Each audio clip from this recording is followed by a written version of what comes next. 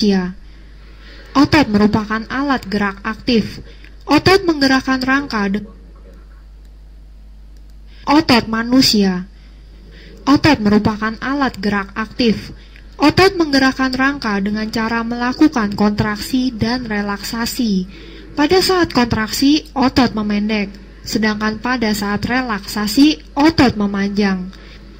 Dengan melakukan kontraksi dan relaksasi, otot menarik dan merenggangkan rangka. Otot terdiri dari sel-sel otot. Kumpulan sel-sel otot membentuk serabut otot. Kumpulan serabut otot membentuk otot atau daging. Otot manusia dapat dibedakan menjadi 3, yaitu otot lurik, otot polos, dan otot jantung. Otot lurik. Otot lurik disebut juga otot rangka, karena otot ini melekat pada rangka. Sel otot lurik berbentuk panjang, inti selnya banyak dan terletak di tepi, dan memiliki bagian terang dan gelap yang tersusun secara teratur. Otot lurik sering disebut otot sadar, karena otot ini bekerja di bawah kesadaran. Ketika kamu mengangkat kaki misalnya, otot lurik menggerakkan tulang kaki atas perintah otak.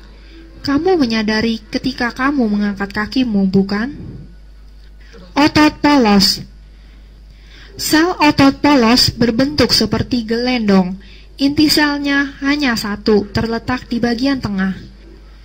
Otot polos sering juga disebut otot tak sadar, karena kita tidak menyadari ketika otot ini bekerja.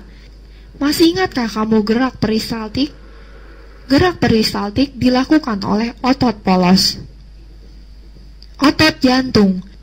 Otot jantung bentuknya mirip otot lurik, tetapi hanya memiliki satu inti yang terletak di tengah seperti otot polos. Otot jantung hanya terdapat pada jantung dan berfungsi pada proses pemompaan darah. Otot jantung juga bekerja di luar kesadaran kita.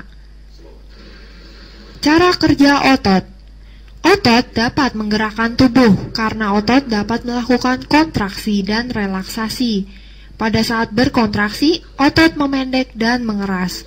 Dengan cara ini, otot menarik tulang untuk bergerak. Saat melakukan relaksasi, otot memanjang dan rileks. Otot yang sering dilatih akan menjadi besar dan kuat. Itulah sebabnya olahraga secara teratur dapat membuat otot kita menjadi besar dan kuat. Otot sinergis dan otot antagonis. Otot ada yang bekerja secara sinergis, ada juga yang bekerja secara antagonis.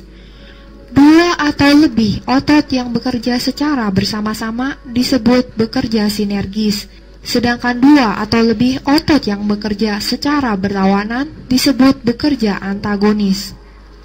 Otot-otot yang sinergis melakukan kontraksi secara bersama-sama, juga melakukan relaksasi secara bersama-sama. Contoh pasangan otot sinergis adalah otot pronator teres dan otot pronator quadratus yang sama-sama bekerja pada saat menelungkupkan telapak tangan. Otot-otot yang antagonis bekerja berlawanan. Saat yang satu berkontraksi, yang lain relaksasi. Contoh pasangan otot antagonis adalah otot bisep dan trisep.